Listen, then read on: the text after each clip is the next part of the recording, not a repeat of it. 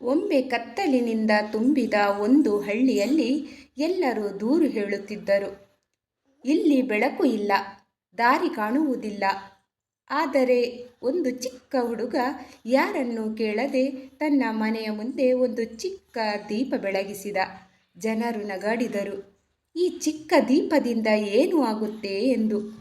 ಆದರೆ ಆ ದೀಪದ ಬೆಳಕು ಹತ್ತಿರದ ಮನೆ ತಲುಪಿತು.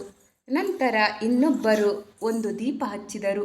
ನಿಧಾನವಾಗಿ ಆ ಹಳ್ಳಿ ಬೆಳಕಿನಿಂದ ಕಂಗೊಳಿಸಿತ್ತು.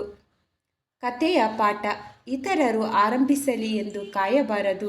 ನೀವೇ ಬೆಳಕು ಹಚ್ಚಿ, ಬದಲಾವಣೆ ಅಲ್ಲಿಂದಲೇ ಶುರುವಾಗುತ್ತೆ.